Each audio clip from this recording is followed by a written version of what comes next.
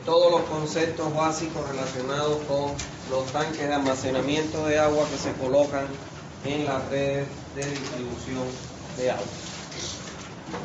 Como definición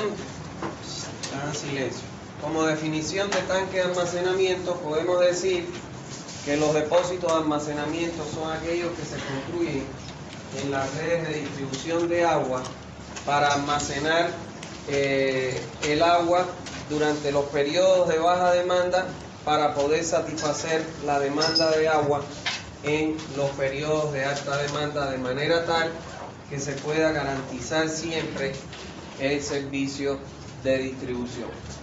Como yo les dije en clases anteriores cuando nos hemos referido a los tanques, siempre que sea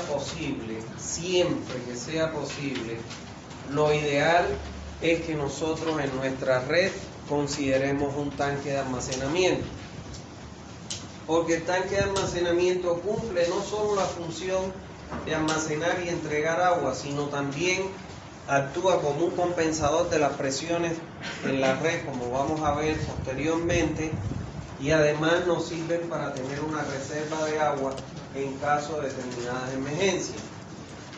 Lo que sucede es que no siempre se puede construir. ¿Por qué? Porque va a depender de las condiciones topográficas y lógicamente de la magnitud del área de cobertura que querramos cubrir con nuestra red de distribución. Cuando la topografía es muy llana y el área de cobertura que queramos cubrir es muy extensa, muchas veces te demanda alturas de tanque por encima de los 30 metros y normalmente estos tanques se recomienda que no alcancen altura sobre el nivel del terreno mayores a los 30 metros porque ya se convierte en un elemento antieconómico en el sistema.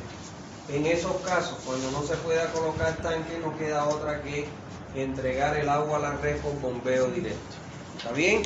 La desventaja que tiene el bombeo es que tiene equipos de energía que consumen energía eléctrica y eso eleva lógicamente la factura o el costo del servicio de distribución de agua.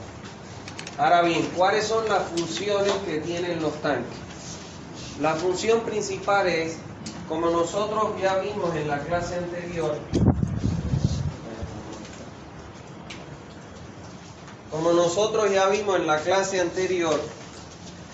la distribución del agua en el día no es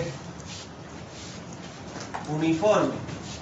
O sea, si por aquí tenemos caudal y por aquí tenemos el tiempo en horas, nosotros ya vimos y aprendimos que vamos a tener tres grandes picos. Uno que está aproximadamente entre las 6 y las 7 de la mañana, otro entre las 12 y las 13 horas y otro puede ser entre las 18 y las 20 horas. ¿Está claro?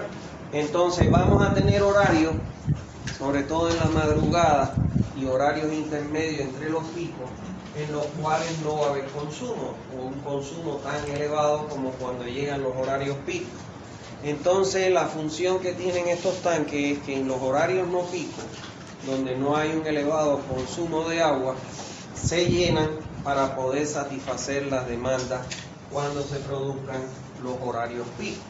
¿Está claro? Esa es una de las primeras funciones o de la función fundamental. Por otro lado, es mantener una cierta cantidad de agua almacenada para situaciones de emergencia. Imagínense ustedes que se produzca una rotura en la red o en la estación de bombeo o en la planta. Si nosotros tenemos agua almacenada en un tanque, lógicamente que eso nos va a permitir cubrir el periodo de reparación de cualquier rotura en el sistema. Y además también nos sirve, por ejemplo, cuando se produce un incendio, no es menos cierto que ese volumen que tenemos almacenado en el tanque pues nos puede llegar, inclusive nosotros calculamos para eso las dimensiones del tanque, nos puede llegar a satisfacer la demanda de agua contra incendio. Por otro lado, el tanque me garantiza las presiones adecuadas de la red. Vamos a ver más adelante que la norma boliviana establece dependiendo de la magnitud de la población, un requerimiento de presión que es de obligatorio cumplimiento. Por ejemplo, en Santa Cruz, por la magnitud de la población que se tiene, la presión mínima que te recomienda la norma en la red es de 13 metros de columna de agua. ¿Qué significa eso? Que si yo perforo con un taladro un tubo, el chorro debe llegar como mínimo a una altura de 13 metros. Con esos 13 metros yo garantizo por lo menos hasta unos 3 pisos, normalmente. ¿Está claro? Abastecer una casa de 2 o 3 pisos, tranquilamente. Entonces, cuando yo hago el cálculo, yo tengo que obligar mi cálculo, la altura del tanque o la carga de la bomba, para que en el nodo crítico, que entiéndase como el nodo crítico, el punto más bajo de presión, el más desfavorable dentro de la red, donde se va a registrar la menor presión, en ese punto se cumpla esa presión mínima que recomienda la norma. Cuando yo diseño un tanque, yo voy a buscar cuál es su altura respecto al terreno para garantizar que en ese punto crítico la presión cumpla con el valor mínimo. En el resto, como no es crítico, vamos a tener presiones mayores a las que se registran en ese punto. Entonces, un elemento fundamental en el diseño de los tanques es precisamente el mantenimiento de las presiones adecuadas en la red según lo establece la normativa. ¿Está bien? Entonces, estas son las 3 funciones fundamentales por las que se construyen los tanques. Ahora bien, ¿cuál es la capacidad o el volumen que debe tener el tanque de almacenamiento? Bueno, la capacidad o el volumen que debe tener el tanque de almacenamiento se va a asumir a valor igual a mayor de los 3 volúmenes que nosotros nos recomienda la norma que debemos calcular. Para diseñar un tanque y calcular su capacidad, nosotros debemos calcular 3 volúmenes según la norma. El primero es el volumen de regulación, el segundo es el volumen de reserva y el tercero es el volumen contra incendio. Evidentemente que ahí vamos a tener 3 valores de volúmenes, no va a ser el mismo.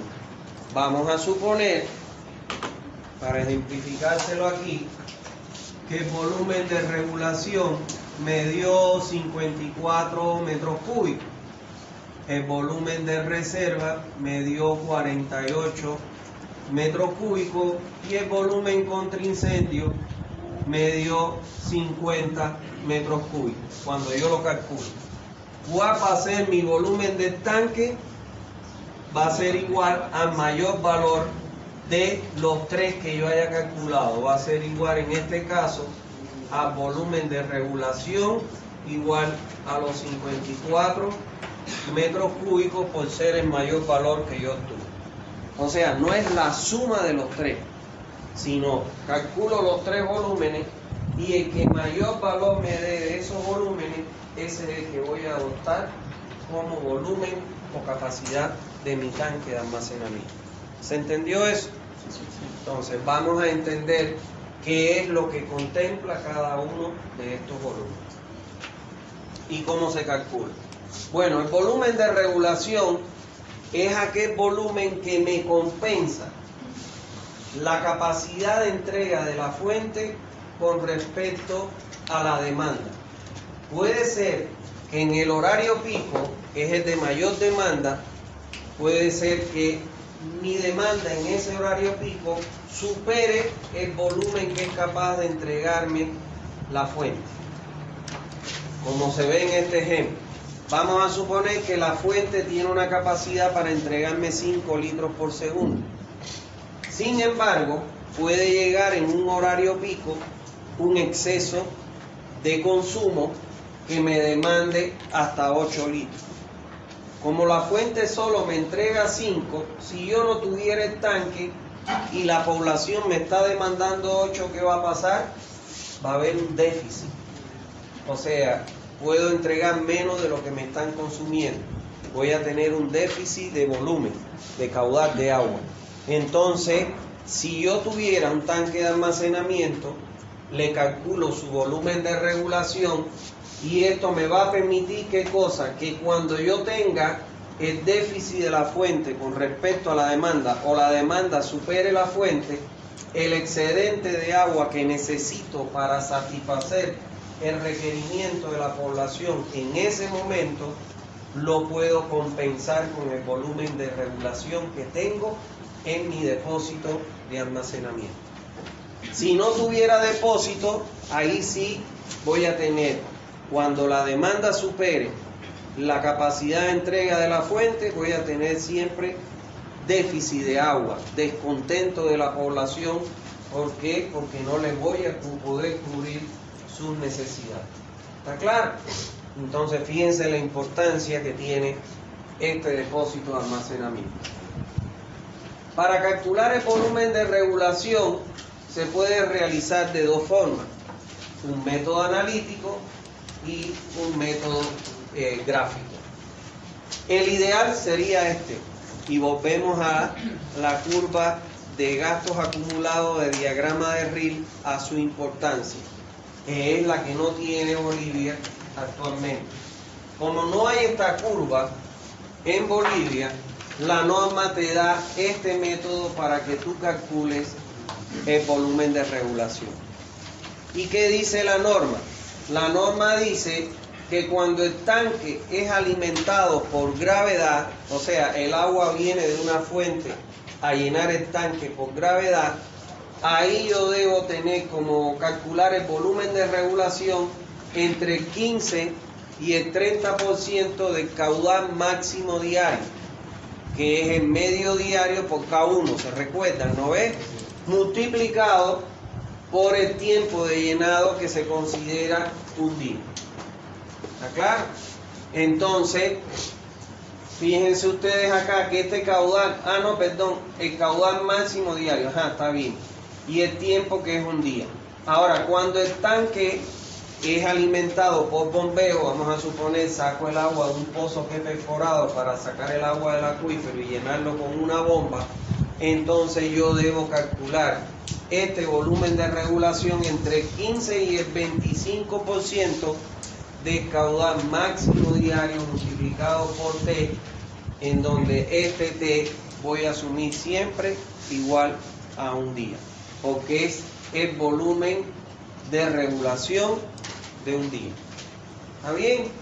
Ahora, ¿dónde está el problema de este método analítico?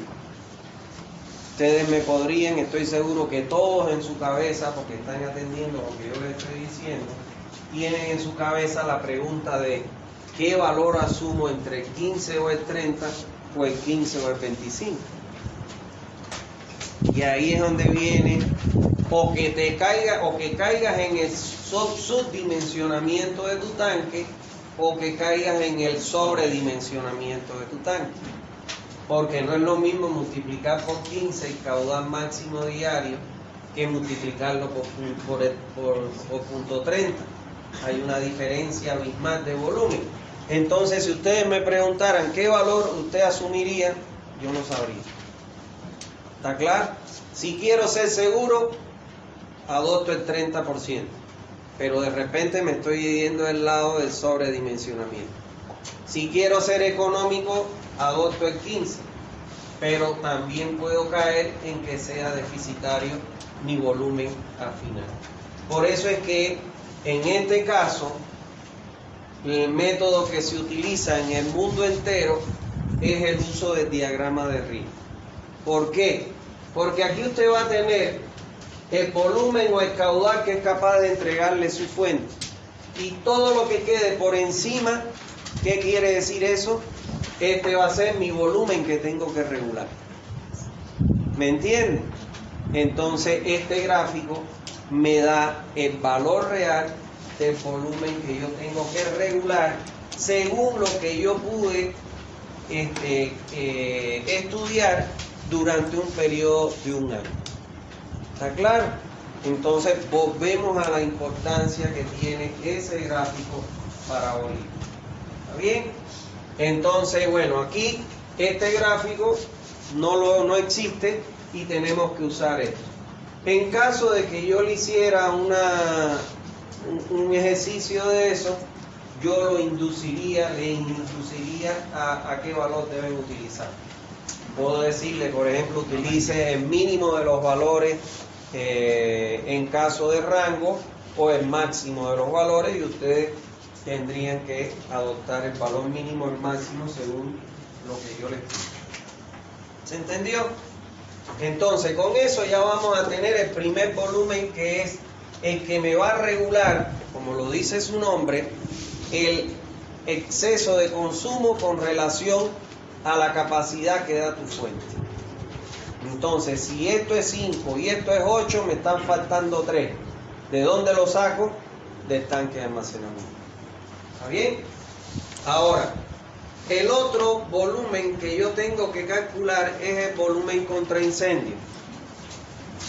En primer lugar, este volumen es un volumen que está destinado para poder satisfacer la demanda de los bomberos en caso de incendio en el área de cobertura. ¿Está claro? Este volumen, ¿cuándo yo lo voy a considerar en el diseño de un tanque? Cuando la población es como mayor a 10.000. mayor a 10.000. Mayor a 10.000. Si es menor a 10.000, yo no lo tengo que considerar porque la norma dice que sería antieconómico. Entonces, cuando tengo poblaciones mayor a 10.000, ahí ya puedo calcular, debo calcular el volumen contra incendio. Lo que dice la norma es que en el caso del cálculo del volumen contra incendio, utilice un tiempo equivalente a 2 horas. ¿Por qué a 2 horas? Porque según la norma dice que los bomberos tienen el equipamiento suficiente como para sofocar un incendio en 2 horas. ¿Está bien? Entonces, yo voy a calcular mi volumen de incendio por esta expresión que me da la norma, que dice que es 3,6, que multiplica el caudal de incendio. Y ese caudal de incendio, ¿cómo yo lo voy a seleccionar o cómo lo voy a calcular? No están estudiando. Con la densidad poblacional que vimos en la clase anterior. ¿Está claro? Calculo mi densidad poblacional y, bueno, voy a obtener entonces el volumen contra incendio, que creo que, si mal no me equivoco, son 10, 16 y 30, 2 y 36, ¿no? Entonces, yo voy a seleccionar el caudal de incendio según la magnitud de la densidad poblacional, como aprendimos en la clase anterior. Y eso lo voy a multiplicar por el tiempo, que son 2 horas. Ojo con lo que les voy a decir. Siempre tengo que tener coincidencia de unidades.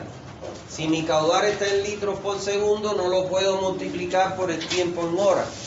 O transformo mi caudal a litros hora, o transformo mi tiempo a segundos si lo voy a multiplicar por litros por segundo. ¿Está bien? Tienen que ser consecuentes con las unidades. De todos modos, aquí yo le estoy diciendo, por ejemplo, el caudal lo puedo poner en metros cúbicos hora y lo puedo multiplicar por mi tiempo en hora. ¿Está claro? Y con eso voy a tener un segundo volumen, que es el volumen contra incendio. Me falta 1/3, que sería el volumen de reserva. El volumen de reserva es un volumen que yo voy a almacenar en el tanque de manera tal que en caso de una rotura de la red, de una rotura del equipo de bombeo, de una rotura de un dispositivo en la planta, o en general de una rotura en el sistema de distribución, yo voy a contar con un cierto volumen de reserva que va a estar reservado para esos casos de emergencia. ¿Está claro? Entonces, la norma boliviana dice que este volumen de reserva va a ser igual al caudal máximo diario multiplicado por un tiempo que la norma dice que considere 4 horas. Porque en caso de una rotura, la norma dice que la empresa debe estar capacitada para que en esas 4 horas poderla Susana. ¿Está bien? Entonces, de esa manera, yo voy a tener 3 volúmenes calculados. ¿Cuál va a ser la capacidad de mi tanque o el volumen de mi tanque? El mayor valor de los 3 que yo he calculado. En caso de que mi población sea menor a 10.000 y no calcule el volumen de incendio, mi valor de capacidad del tanque va a ser el mayor de los otros 2 restantes. ¿Se entendió? ¿No hay duda? Bien. Cotas o niveles de instalación. La ubicación y la altura de los tanques de almacenamiento deberán ser fijados de manera tal que siempre se garantice la presión dinámica mínima en la red de distribución y que cumpla con el límite aceptable de servicio según la norma. Vamos a ver que de acuerdo a la población, yo puedo tener que mi presión hasta poblaciones de 5.000, como vamos a aprender más adelante, yo debo garantizar 5 metros de columna de agua. Para poblaciones entre 20.000 y 100.000 yo puedo garantizar hasta 10, y para poblaciones mayores a 100.000 yo debo garantizar una presión de 13 metros de columna de agua. Entonces, dependiendo de donde yo esté haciendo el proyecto y de la magnitud de mi población de diseño, entonces yo voy a fijar cuál es la presión mínima. Y lógicamente yo me voy a dar una altura de tanque que sea capaz de vencer las pérdidas de carga en su trayecto hasta el punto de menor presión y registrarme en ese punto la presión mínima que establece la norma boliviana. ¿Está claro? Ahora, ¿por qué en clases anteriores yo les he dicho, y se lo repito acá, de que usted puede tener una topografía accidentada? Entonces, generalmente se prefiere aprovechar las cotas topográficas y ubicar el tanque en el punto más elevado o en el punto de mayor cota topográfica. Porque imagínense que yo lo quiera colocar en un punto bajo, que voy a tener mayor altura de tanque. Y eso me va a simplificar más costo, o inclusive a que no lo pueda utilizar, porque si supera los 30 metros no me conviene.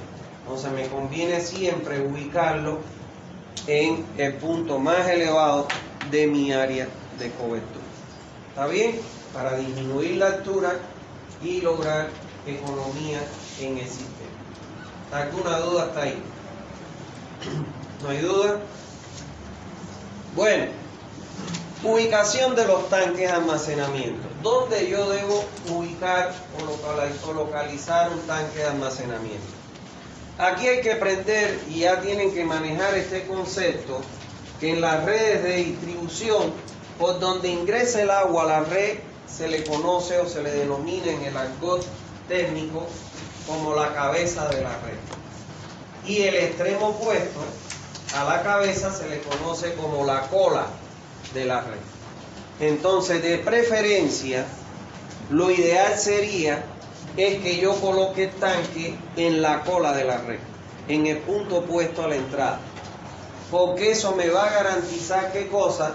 Una mejor distribución de las presiones. Porque yo, para llenar este tanque, yo tengo que tener aquí una carga que va a ser mayor que la altura que tiene el tanque, para que yo pueda llegar y llenar este tanque.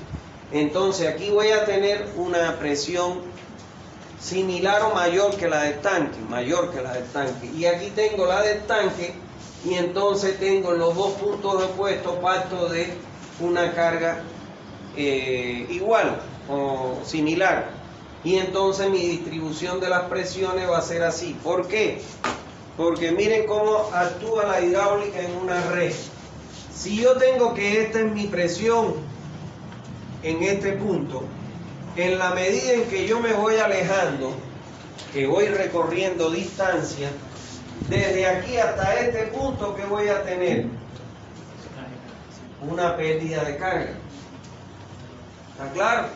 Que va a ser el equivalente a las pérdidas por fricción más las pérdidas en accesorios. Y entonces estas pérdidas me van a consumir esta carga que tengo aquí y me va a ocasionar que en este punto voy a tener una presión menor que en este, porque parte me la han consumido las pérdidas. Y si voy avanzando, va disminuyendo y va disminuyendo. Entonces mi distribución de las presiones, cuando ingreso por un solo punto, es decreciente el comportamiento de las presiones. Pero ahora, si yo tengo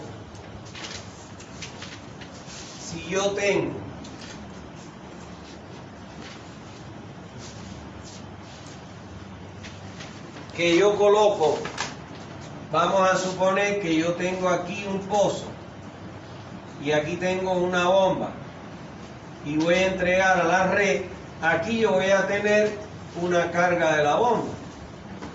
Pero si yo coloco en la cola un tanque de almacenamiento con una carga similar a la de la bomba, entonces aquí cuando avance voy a tener una disminución de la presión. Aquí igual, pero cuando yo avance acá voy a tener una disminución de la presión, aquí también, y voy a ir disminuyendo así hasta que se encuentre.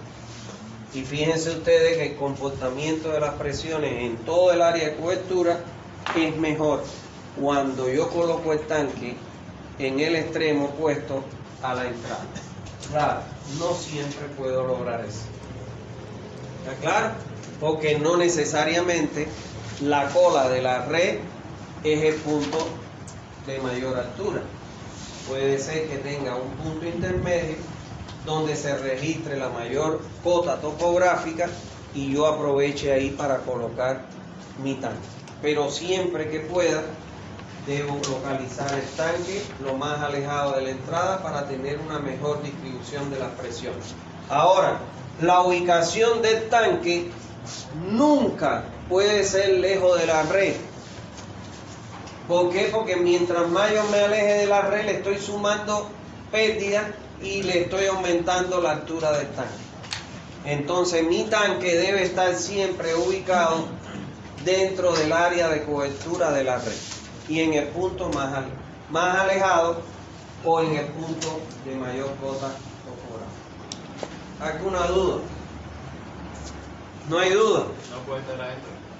Dentro de la red, claro, siempre debe estar dentro de la red, dentro del área de cobertura. Porque imagínate que yo coloque mi tanque acá, desde aquí hasta que llego a la red tengo una pérdida y eso me va a aumentar la altura del tanque. Pero sería ideal que esté en medio. Que esté en la cola, en el punto opuesto donde ingrese el agua. Eso es lo ideal. Ahora, en su defecto, si está cercano a la cola, mejor todavía. ¿Está bien? ¿Alguna duda? Doctor, una vez mencionó que los tanques de Saberbat no funcionan debido a qué. Lo que pasa es que cuando hicieron el proyecto, de todas las cooperativas, lo que pasa es que cuando hicieron el proyecto, que tengo entendido, yo no vivía acá, ese proyecto lo hizo profesionales de Codecruz. No sé si alguna vez han oído mencionar eso. Codecruz, según tengo entendido de que he investigado, trabajaba, era una institución que radicaba en donde hoy está la gobernación. Y entonces, un buen día, la alcaldía dijo que no se ocuparía más de los servicios básicos, de agua potable y alcantarillado. Y entonces, ¿qué pasó? Que los vecinos se unieron por zona, porque en aquel entonces no había la densidad poblacional que hay ahora, y se unieron por zona y entonces empezaron a conformar las cooperativas que hoy existen. Los vecinos del Plan 3000 se unieron y crearon la cooperativa del Plan 3000. Los vecinos del centro crearon la cooperativa de Zaguapar. Así sucesivamente. Kilómetro doble vía La Guardia número 9 crearon Cospaí. Popular Norte, kilómetro no sé cuánto es, pero bueno, en donde había grupos de familias crearon esas cooperativas. Y Codecruz, los profesionales de Codecruz hicieron el diseño para cada una de esas cooperativas que se crearon. Y entonces, el error que ellos cometieron es que, por ejemplo, vamos a suponer, este es el plan 3000, y calcularon un tanque para el área que tenía en ese momento el plan 3000, el área ocupada por la población del plan 3000.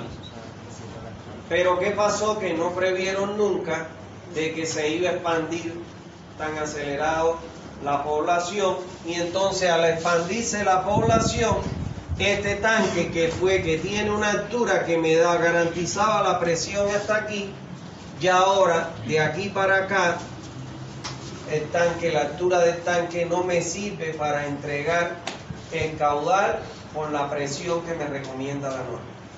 Y entonces empezaron a hacer ¿qué cosa? Bueno, vamos a perforar un pozo aquí, vamos a perforar otro pozo aquí que me eleve la presión en esos puntos, en esa zona o sectores donde no se garantizaba la presión que te exigía la red.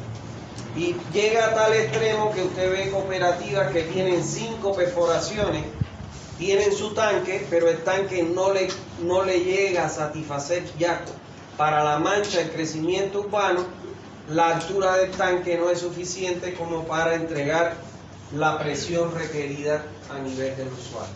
Y usted va a ver que hay cooperativas que tienen 5 estaciones de bombeo, 5 pozos. Hay cooperativas, el Plan 3000 tenía como 20 o 19 estaciones de bombeo. ¿Pero por qué? Porque empezaron a perforar pozos, bombas para aumentar la presión. Y además porque crecían sin un proyecto. Ya en las nuevas futuras ampliaciones ya no tenían cálculo de proyectos, ¿no?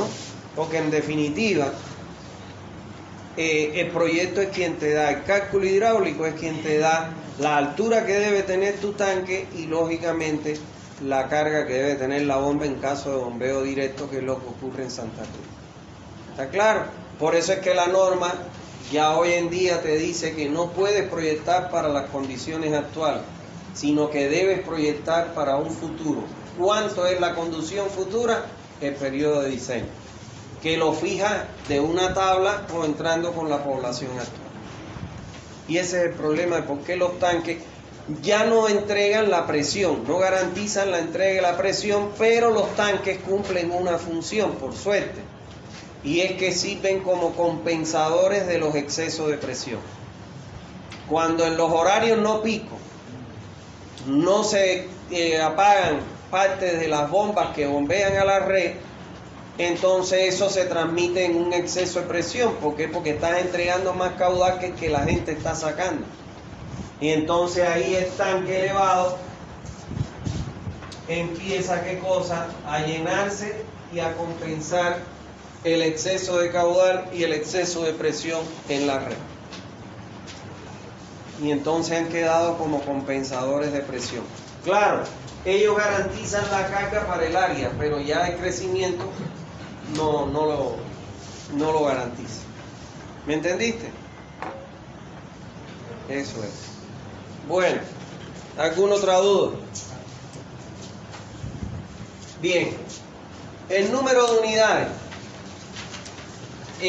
Lo que plantea la norma y la bibliografía especializada es que cuando el volumen de tu tanque supere los 50 metros cúbicos, se recomienda entonces ese volumen dividirlo en al menos 2 tanques.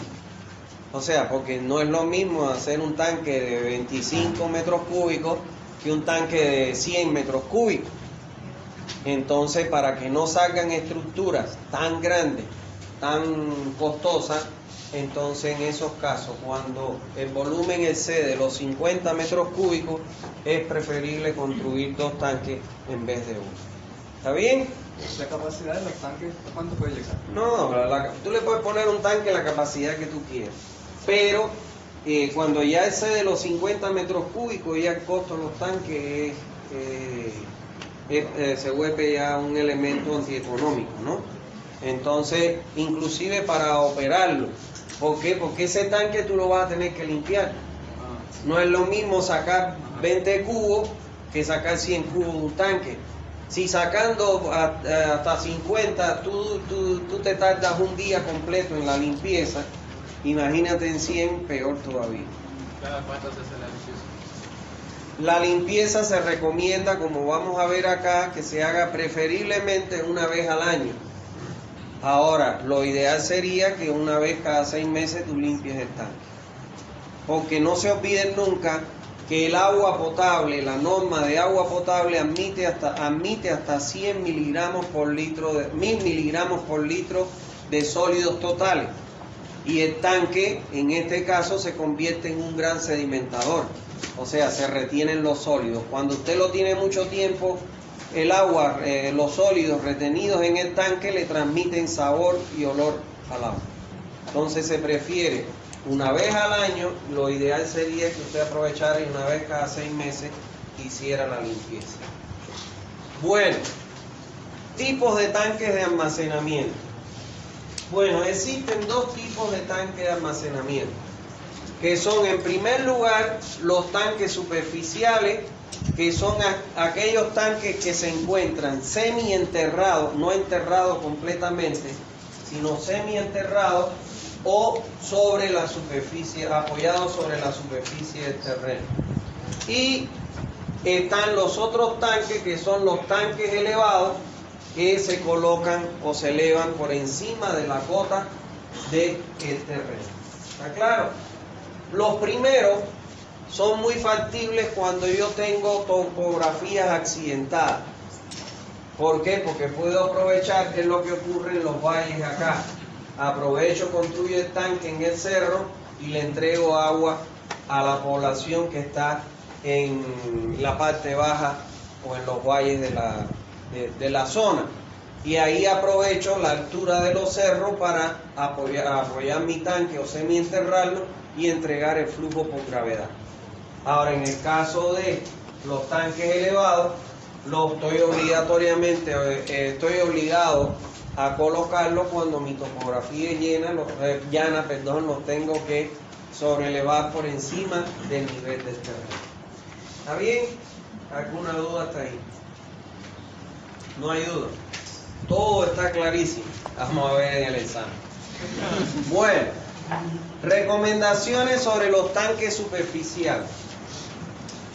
Los tanques, señores, no son una estructura que está formada por una losa de hormigón armado, muros de hormigón armado y una tapa. No.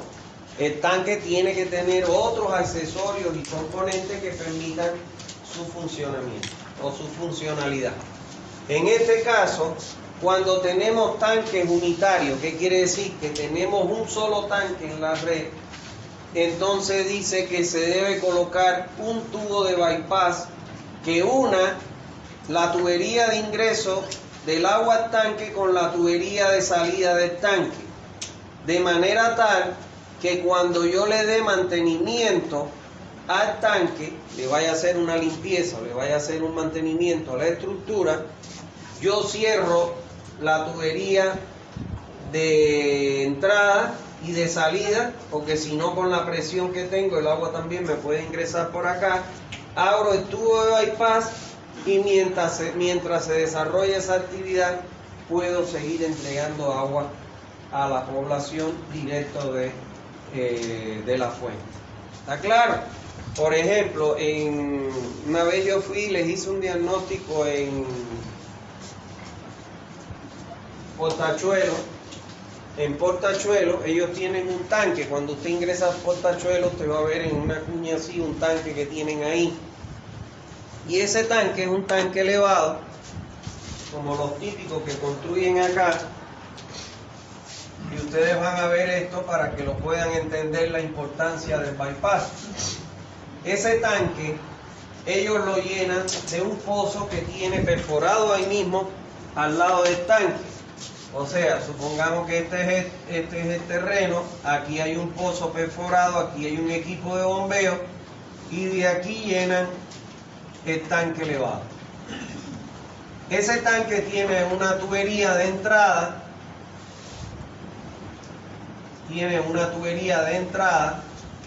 que es esta, pero la tubería ingresa por acá ingresa por aquí, bota el agua acá y tiene una tubería de salida que sale por acá y se mete a la red. ¿No ves? Si este es mi terreno. En ese lugar no tenían tubería de bypass. Y cuando iban a hacer la limpieza, no sé si hay alguien de aquí de Portachuelo, en aquel entonces tenían que perifonear y decirle a la población que tenían que acopiar agua porque se iba a limpiar el tanque al otro día. Entonces, ¿cómo se podía resolver ese problema? Cuando yo les hice el diagnóstico, les detecté eso y les recomendé. Imagínense ustedes, esto no es más que, era 1 metro, la separación de las dos tuberías. Entonces aquí lo único que ellos tenían que hacer era colocar un tubo que conecte la tubería de entrada con la salida, colocar aquí una válvula, aquí colocar una válvula y aquí colocar una válvula. Ahora imagínense ustedes que ellos van a limpiar el tanque. Si van a limpiar el tanque, cierran esta válvula y abren esta válvula. Y directo del pozo entregan el agua a la red. Por bombeo directo. Y por 1 metro de tubería y una válvula, porque estas tenían válvula, por 1 metro de tubería y una válvula, tenían que decirle a la población que iban a estar sin agua un día y que tenían que recoger agua. Entonces, esa es la importancia de la tubería de bypass. ¿Está claro? Por eso es que yo les digo que los alumnos que no prueben conmigo, váyanse con el bypass para que puedan aprobar, ¿no es? Eso es, que es el paralelo, el profesor paralelo. Bueno, en esta materia no hay. Están jodidos, entonces. Tienen que estudiar. Si quieren aprobar, tienen que estudiar.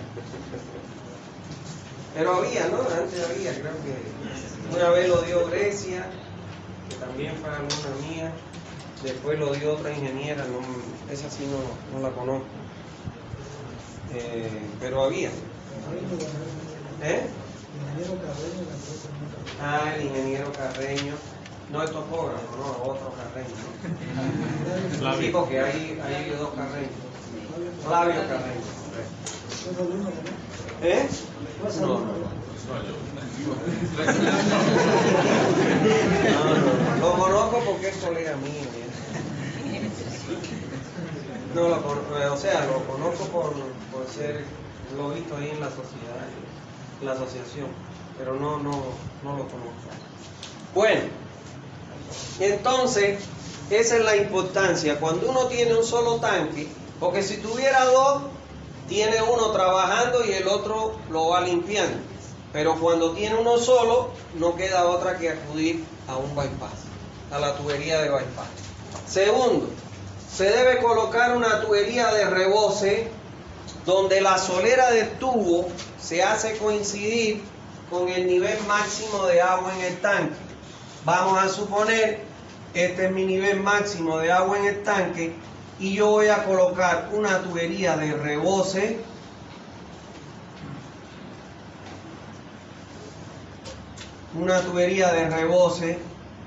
que cuando el agua exceda el límite máximo, porque el mecanismo de regulación del nivel, por ejemplo el flotador eléctrico o automático falle, entonces lógicamente el agua va a subir y lo que se pretende es que el agua no levante la tapa, porque cuando caiga esa tapa va a matar a cualquiera allá abajo. Entonces se coloca esta tubería de rebose, tan nada más que el agua suba el nivel máximo, se vaya por esta tubería que es un rebosadero que se descarga aguas abajo de la tubería de limpieza. Si esta es mi tubería de limpieza, yo lo voy a conectar aquí y aquí voy a tener una válvula. Pero la tubería de rebose nunca debe tener válvula, porque es una tubería que permite la descarga y la evacuación libre, sin que ninguna persona tenga que operar. ¿Está bien? Entonces, esa es la tubería de rebose. Por otro lado, se instalarán válvulas de compuerta en todas las tuberías, a excepción de ¿quién? del tubo de rebose, porque se tiene que garantizar siempre una descarga libre. Entonces se colocarán válvulas en la tubería de entrada, en la de salida, en la tubería de bypass y en la tubería de limpieza. Pero fíjense que en la de rebose no se coloca válvula. Y la conexión de la tubería de rebose se hace a la de limpieza aguas abajo de la válvula para que no tenga restricción el agua que va a ser evacuada por esta tubería de rebose. ¿Está bien? El tanque debe tener una cubierta, que quiere decir debe ser tapado, porque ya el agua que llega a ese tanque ya ha sido, en caso de que no sea potable el agua de la fuente, ya pasó por una planta y yo no lo puedo dejar destapado al contacto con la atmósfera porque se puede contaminar. Entonces debe tener una cubierta con una tapa de acceso sanitario, que normalmente es una tapa que tiene 60 por 60, 80 por 80, hasta 1 metro por 1 metro. ¿Está bien? Recordando siempre que la tapa que le voy a colocar no puede nunca sobrepasar un peso de los 25 kilogramos. ¿Por qué? Porque por seguridad industrial no te permiten que el peso de ninguna tapa que vaya a ser manipulada por un operador pese más de 25 kilos porque le puede dañar la correa. Entonces por eso es que muchas veces se acuden a tapas metálicas, porque son más livianas que las tapas de hormigón. ¿Está bien? Bueno, deberán incluirse accesorios tales como tuberías de ventilación, que son estas que estamos viendo acá. A ver, nosotros podemos encontrar tuberías de ventilación, que son unos tubos que se colocan aquí como unas T. Ya hoy en día vienen fabricadas el tubo como tal, y este tubo conecta el interior del tanque con el medio externo. Aquí se le colocan a esos tubos, se le colocan una malla milimétrica para que no ingresen los insectos, ¿está claro? Y contaminen el agua. Y el objetivo es que por aquí ingrese, ¿qué cosa? Aire, oxígeno, para airear el agua que está almacenada del tanque. No se olviden nunca que un agua almacenada en un tanque siempre pierde calidad. No es lo mismo que el agua te venga de la rea que te la entreguen en un almacenamiento de un tanque. Por eso es que generalmente cuando uno calcula el tanque, lo calcula para el volumen de un día. De manera tal que usted gasta esa agua y ya se repone con agua nueva. Y además se colocan estos tubos de ventilación para oxigenar el agua y preservar su calidad. ¿Está bien? Ahora, en tanque, bueno, mira, aquí están las ventilaciones, ¿ven? Miren, esta se la saqué. Esto ya viene directo, ya lo fabrican. ¿Está claro? Y ya aquí ellas tienen lo que les decía, la parte milimétrica para que no ingresen los insectos. Estos tanques podrán ser de hormigón armado, de la mampostería de ladrillo, de hormigón pretensado, postensado, metálico o de fibrocemento. Generalmente los tanques que utilizamos nosotros, por la magnitud que tienen, los tanques son de hormigón armado. ¿Está claro? No se recomiendan los metálicos porque los metálicos tienen un costo de mantenimiento mucho más caro, porque entre 3 y 5 años tiene que quitarle la pintura bituminosa y reponerla para que no se oxide ese metal y le transmita hierro al agua, contaminándola en vez de mejorando su calidad. ¿Está bien? Recomendaciones sobre los tanques elevados. En los tanques elevados, igual que en los tanques superficiales, aquí en este caso hay que tener en cuenta que el nivel mínimo es el que me va a dar la altura del tanque, y atiendan esto acá, porque después lo atrapo con esto. Supongamos que este es mi tanque. Lo voy a hacer simple. Yo tengo mi nivel máximo de agua en el tanque, que vamos a aprender a calcularlo acá. Vamos a ver que yo voy a ingresar al tanque siempre con el agua por encima del nivel. Supongamos que esta agua viene de un pozo que está perforado, que lo va a alimentar. Y voy a salir a una separación de 10 centímetros a 15 centímetros con la tubería de salida del fondo del tanque. Ahora, mi volumen útil, el que yo voy a poder sacar del tanque, va a coincidir siempre con este nivel mínimo. Y este va a ser el nivel mínimo. ¿Por qué? Porque yo puedo sacar agua hasta la solera del tubo de descarga. Por debajo ya no puedo, pero hasta ahí puedo sacar. Entonces, este va a ser mi nivel mínimo. Cuando yo calcule, o ustedes aprendan a calcular cuál debe ser la altura que debe tener el tanque en medida desde el nivel del terreno, de la cota del terreno, en el lugar donde voy a ubicar el tanque, hasta el nivel mínimo de agua en el tanque, que coincide siempre con la solera del tubo de descarga o de salida del agua del tanque. ¿Está bien? Eso escríbanlo, grábenlo y nunca más se les olvide, porque si no van a estar conmigo varios semestres o hasta que le pongan un bypass. ¿Está bien? Bueno, la tubería de rebose, miren acá, se unen a la tubería de limpieza. La tubería de limpieza, señores, siempre va en el fondo del tanque, para que cuando yo lave todo el tanque, toda la cochinera la arrastre y se vaya por la tubería de limpieza. ¿Está claro? Es para cuando yo haga la limpieza. Entonces, la tubería de rebose se va a conectar a la tubería de limpieza aguas abajo de la válvula de descarga de la tubería de limpieza. Y siempre se va a colocar a una altura esa válvula que un operador pueda llegar para manipularla.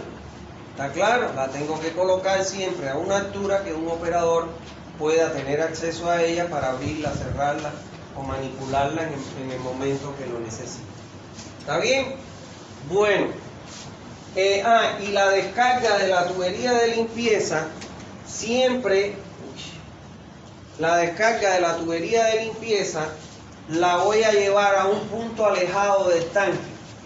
Porque si yo lo descargo el agua aquí mismo, debajo de la fundación del tanque, me va a humedecer el terreno y entonces se me puede asentar el tanque y perder, porque se puede rajar la estructura o buscar en última instancia. Entonces siempre lo llevo a un punto alejado para la descarga del tanque. El agua que sale de un tanque nunca debe largarse ni a la cuneta de las calles ni al alcantarillado sanitario. En todo caso, se puede descargar en un sistema de drenaje pluvial. ¿Está claro?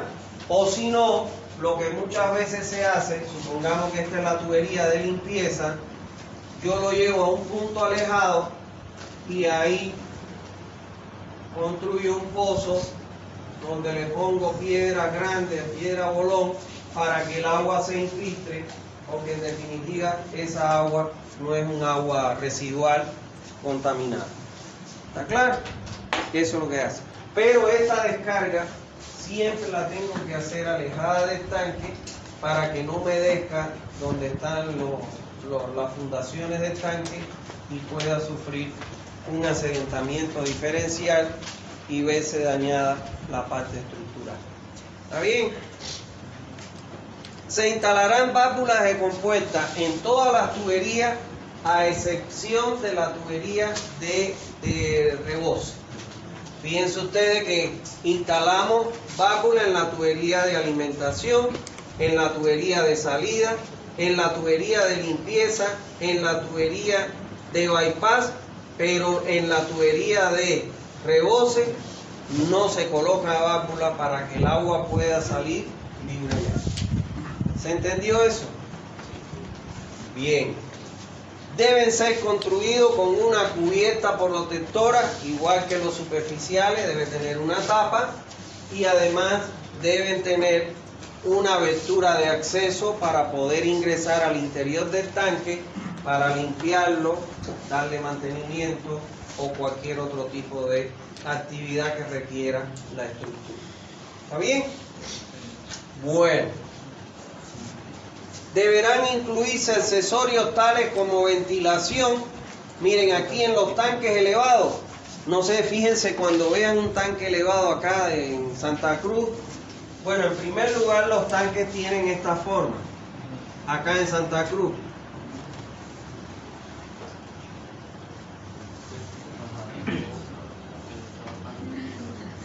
Yo pensaba que antes que era un hombre. ¿Está bien? Y entonces fíjense que estos tanques tienen unas ventanillas de ventilación que son de esta forma. Esto debe tener malla milimétrica. Siempre. Cuando uno va a hacer la limpieza o mantenimiento de un tanque, lo primero que tiene que chequear es que tenga esas mallas milimétricas. Porque si no, por ahí se meten las aves, todo eso. ¿Está claro? Cuando yo llegué a asesorar Cospaís, lo primero que le dije al gerente, que cuánto hacía que no limpiaban el tanque. Él me dijo, yo llevo 2 años y no he visto nunca que hayan limpiado el tanque. Y entonces le dije, organicemos para limpiar el tanque. Cuando no todo el mundo se sube en un tanque de eso, quiero decirle. Porque usted está allá arriba y si se pone a mirar un punto fijo, usted se está moviendo, se mueve el tanque, es increíble. Y no todos los albañiles se suben a construir un tanque de eso porque tienen miedo a las alturas y al movimiento, ¿no? Y entonces yo no lo sabía hasta que me subí en ese tanque, para que tengan una idea. Y entonces, cuando nosotros subimos al tanque a hacer la limpieza, que ellos vaciaron el tanque, se vació por la tubería de limpieza, encontramos ahí restos de murciélago, de todo encontramos dentro de ese tanque. Entonces lo primero que hicimos fue ponerle las mallas milimétricas en ese instante y que se contrató a estos que fabrican puertas metálicas y eso para que ellos le hicieran las mallas milimétricas, empernarlas en el hormigón y bueno, limpiar todo el tanque. Y eso era lo que estaba la gente tomando. ¿Está claro? Entonces por eso es que es importante siempre en las ventanillas o tuberías de ventilación colocarle malla milimétrica porque si no ahí se mete de todo. ¿Está bien? Bueno. Deben tener escaleras de acceso, lógicamente, como ellos están elevados, las escaleras que tienen generalmente son este tipo, que tiene la protección para que cualquier cosa, un mareo o algo que le dé al operador, se pueda recostar a ella y no caerse. Debe tener cámaras de válvulas, o sea, si las válvulas van bajo tierra, vamos a ver que siempre se deben proteger con una cámara de válvula porque el terreno puede trancar la válvula y las válvulas tienen un costo. Por ejemplo, no es lo mismo comprar una válvula de 3/4 que te cuesta 70 pesos a una válvula de 6 pulgadas que te puede costar hasta 380 pesos, dólares. ¿Está bien? Entonces tienen un costo apreciable, hay que protegerla como vamos a aprender más adelante. Por otro lado, deben tener pararrayos, o sea, es obligatorio colocarle un pararrayo a tierra, porque en muchos lugares, cuando llueve y caen rayos, lógicamente siempre le buscan el lugar más alto, y en estos casos son los tanques, se deben colocar pararrayos, y además señalizaciones lumínicas, es obligado colocar una señalización lumínica para alertar a los aviones que ahí, a esa altura, hay una estructura que puede ocasionar un accidente. ¿Está bien? Eso es. Estos tanques podrán construirse, ¿y por qué esto salió aquí? Estos tanques podrán construirse, bueno, de acero, de hormigón armado, hormigón pretensado, ¿verdad? Pero generalmente son de hormigón armado. Y estos tanques que ustedes ven aquí en Santa Cruz se construyen con moldes deslizantes.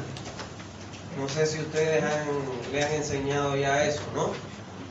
No es que se encofra el tanque, sino es un molde que va variando, por decirte, 1 centímetro por un determinado tiempo hasta que fragua el hormigón.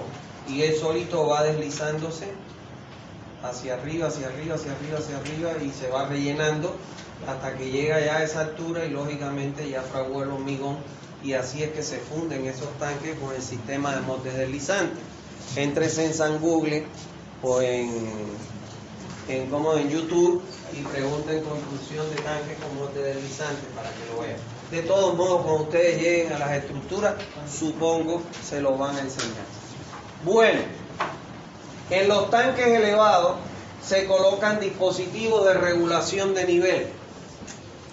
En todos los tanques, en los tanques superficiales como en los tanques elevados, siempre se colocan mecanismos de regulación del nivel. ¿Qué significa eso? Imagínense que yo tengo este tanque elevado. No voy a tener un tipo allá arriba esperando a que llegue al nivel máximo para decirle, oye, arranca la bomba. O que llegue al nivel mínimo para decir, oye, apaga la bomba que ya el tanque está vacío. Pueden ser hoy en día, lo último que hay son los sensores ultrasónicos, ¿no? Que son lógicamente más precisos que el flotador eléctrico. Un flotador eléctrico te cuesta 150 bolivianos en el mercado, esto te cuesta $800. ¿Está bien? Pero la precisión es fundamental. Por ejemplo, en la planta que nosotros diseñamos y construimos en Warner para una planta de hierro y manganeso, está automatizada completa. O sea, el operador se puede ir tranquilo que ella solita funciona. Está automatizada toda con sensores ultrasónicos. De manera tal que cuando llega al nivel máximo le dice a la bomba que está bombeando del tanque, apaga la bomba del tanque, que está bombeando del pozo. ¿Está claro? Y le dice a la otra, que es la que bombea la red, la centrífuga, que encienda. Cuando llega al mínimo, el sensor le da la orden a la centrífuga que pare y que arranque la otra bomba. O sea, todo automatizado, sin necesidad de un operador. Estos tanques deben funcionar de esa manera. ¿Por qué? Porque no va a estar ahí un operador arriba del tanque buscando, viendo a ver cuándo hay que encender o apagar la bomba. ¿Está claro? Ahora, esos son los mecanismos que puede ser que fallen, o que como todo, pueden dañarse o pueden fallar, y entonces por eso es que se coloca el tubo de reboce. Para que cuando falle el mecanismo de control del nivel, sobre todo en el máximo, que indique que arranque la bomba, entonces, que apague la bomba, entonces puede ser que no le da la orden y va a subir el nivel porque la bomba no se apagó, y entonces tienes que tener ese tubo de reboce para evacuar el excedente de agua. Que ya vamos a ver qué diámetro se coloca. ¿Está bien? Aquí vemos, por ejemplo, estamos viendo tanques superficiales. Aquí vemos dos tanques, miren las dimensiones que tienen. Este es pequeñito, son tanques superficiales, y estos son tanques elevados. Ahora yo les pregunto, ¿qué tubería es esta? La tubería de entrada, porque ingresa por arriba del nivel del agua. ¿Qué tubería es esta que está aquí, que se conecta a esta? Esa es esa no es la de reboce, es la de limpieza. Con la de reboce se conecta de la de limpieza o abajo de la válvula. Esta entonces es la de reboce. ¿Y esta qué tubería es? La de salida. Esta que está aquí, mira, esta que está aquí, que viene aquí, es la de salida. Esta es la de limpieza. Esta es la de salida. Y esta es la de limpieza, donde se conecta la de reboce para evacuar el agua. ¿Está claro? Ahí se ven clarito todas las tuberías. No se ve bien por el diure que está ahí. Claro, el diure que está ahí, que estaba molestando. Bueno, y aquí vemos estos tanques que también son otros tipos de tanques. Miren las escaleras que les decía que se colocan, que tienen esos protectores para que no le dé, si le da algún mareo, alguna fatiga al operador, porque hay gente que cuando sube a las alturas se pone mal, entonces pueda recostarse sin caerse. ¿Está bien? Ahora, vamos a hablar acerca del tiempo de vaciado de los tanques. El tiempo de vaciado, como lo dice su nombre, es el tiempo que transcurre desde que yo abro la válvula de limpieza hasta que se vacíe el tanque completamente. ¿Está claro? Cuando yo voy a hacer la limpieza, que ya vamos a ver cómo se hace, o voy a darle mantenimiento al tanque, yo tengo que sacarle todo el agua. Entonces, esa agua va a tardar, imagínense ese volumen, 30 cubos para que salgan por un tubo, va a tardar un tiempo. Entonces a eso se le conoce como tiempo de vaciado. Se recomienda que el tiempo de vaciado de estos tanques oscile entre las 2 a las 4 horas como máximo. Preferiblemente si es 2 horas. ¿Por qué? Porque cuando yo voy a limpiar los tanques, yo lo vacío, dejo 30 centímetros de agua y ahí mete el operador con un escobillón y limpia paredes, techo, todo. Y toda esa cochinera baja. Y después boto toda esa agua por la tubería de limpieza. Después cierro la tubería de limpieza y vuelvo a llenar el tanque hasta 30 centímetros. Le echo lavandina al agua y le doy en todas las paredes, todo para matar hongos, algas, todo lo que hay en las paredes, porque las paredes de hormigón son porosas y ahí se meten los hongos, las algas, etc. Para desinfectarlo. Después esa agua la boto. Después tengo que llenar el tanque completo y volverlo a vaciar para limpiar toda la lavandina que le regué en las paredes y todo eso. Entonces, como ustedes ven, se llena y se vacía el tanque más de una vez. Entonces se prefiere siempre que ese tiempo sea el mínimo, 2 horas, para que, bueno, no tarde tampoco tanto la limpieza del tanque. ¿Está claro? Ahora, ¿cómo yo calculo ese tiempo de vaciado? Por esta expresión que me da la norma. Me dice que el tiempo de vaciado es igual a 2 veces S. ¿Quién es S? Ese es el área superficial del agua. ¿Está claro? Es el área superficial. Si estoy en un tanque rectangular, es el ancho por el largo que ocupa el nivel superficial del agua. Si es un tanque circular, pide 2 sobre 4. ¿Está bien? Ahora, ¿quién es H? H es la carga medida desde la salida del tubo hasta el nivel máximo. Yo puedo tener ahí, que puedo tener esta tubería de vaciado. Esto aquí está mal y me he olvidado de arreglarlo. Yo la tubería de vaciado, o de limpieza, si la voy a poner por un lateral, la tengo que hacer coincidir la solera con el fondo para sacar todo. ¿No ven? Entonces, cuando yo la pongo por un costado, H es desde el nivel máximo del agua hasta el eje de la tubería, porque es descarga por un orificio lateral. Y si la tengo por el fondo, H es la distancia vertical medida desde el nivel máximo hasta la cota de fondo donde tengo colocada mi tubería. Ese es esta H. M es un coeficiente de contracción que puedo adoptar entre 0.60 o 0.65. Generalmente se adopta 0.60. ¿Qué significa M? Le voy a poner aquí. Le voy a explicar para que lo entiendan.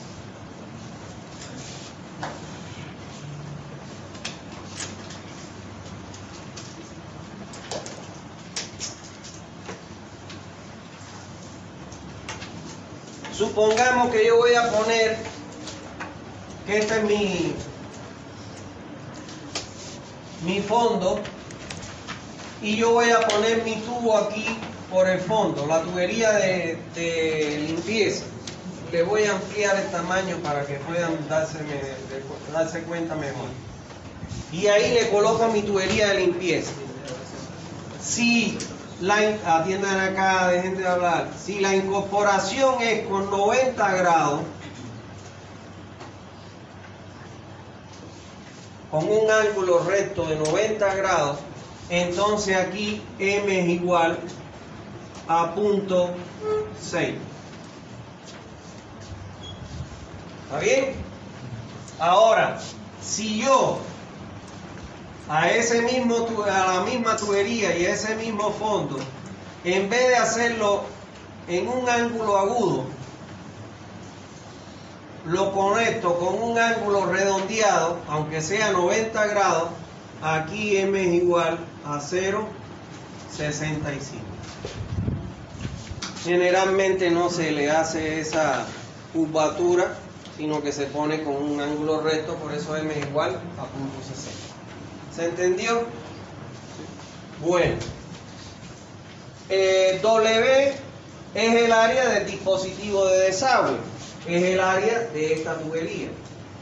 Entonces, esa área va a ser igual aquí en A pi de 2 sobre 4, donde D es el diámetro que yo voy a colocar en mi tubo de salida. ¿Está claro?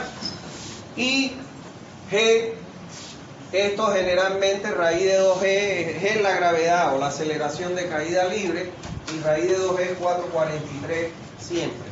Saquen 2 por 9,8 y le va a dar que es 443. Y la raíz cuadrada de eso. Entonces, aquí de esta forma yo calculo mi tiempo. ¿En qué consiste el cálculo?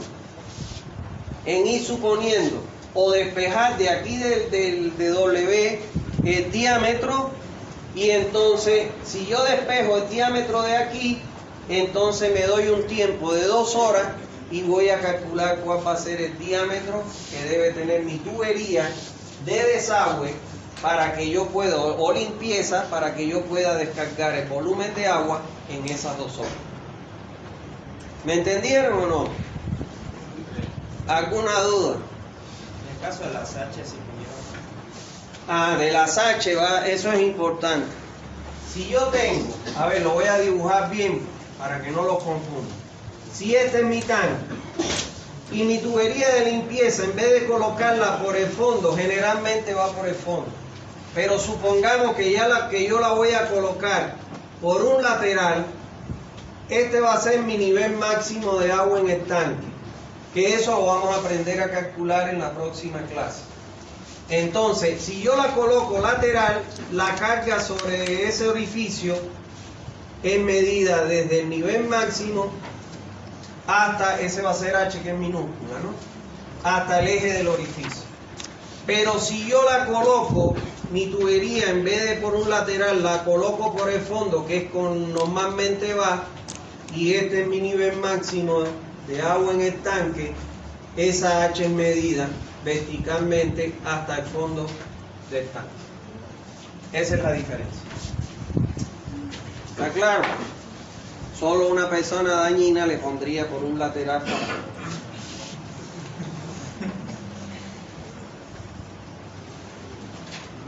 ¿Alguna duda? ¿No hay duda? ¿Todo está claro?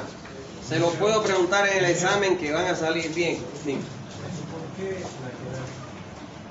No, se puede. No, usted lo puede poner por donde quiera.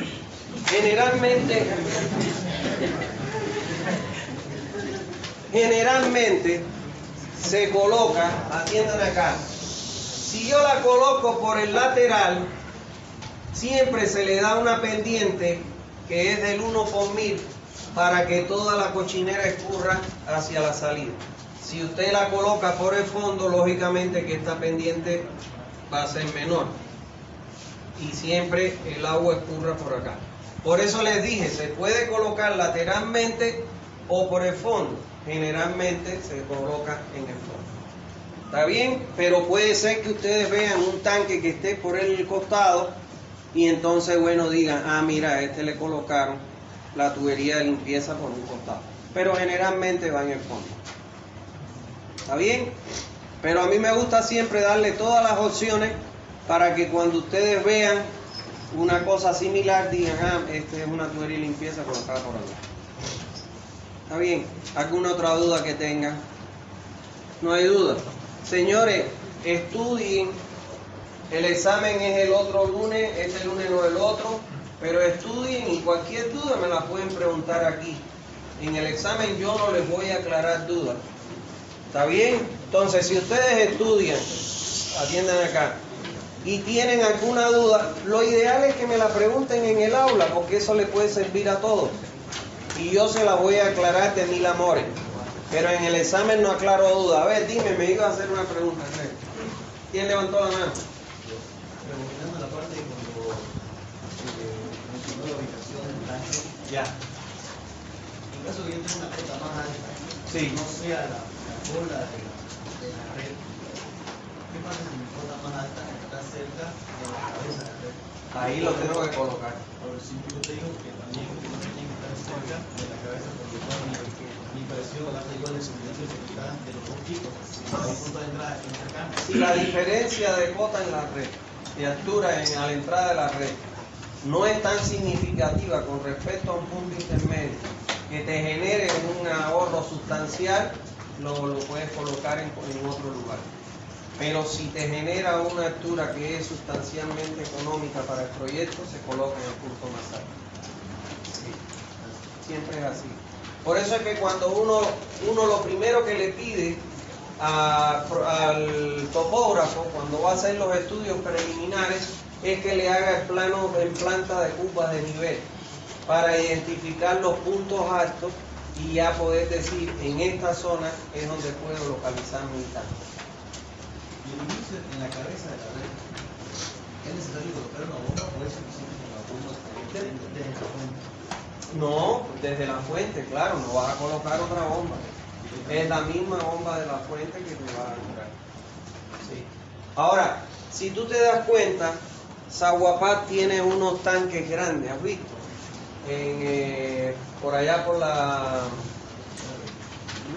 el Alto San Pedro, hay otro por acá por el norte, hay uno que está aquí en la Paraguay. Esos tanques los tiene Zaguapá para que, aunque no son elevados, de ahí de ese tanque bombea la red, porque no le da la carga para satisfacer las presiones. Pero los ha colocado para extraer el agua y en caso de que tenga algún problema, por ejemplo, su equipo de bombeo, esto, lo otro, tener un volumen para poder entonces evitar que la gente tenga falta de agua, ¿no ves? Eso es. ¿Alguna otra duda que tenga? Les deseo una feliz tarde-noche. Dejémoslo ahí en la próxima clase.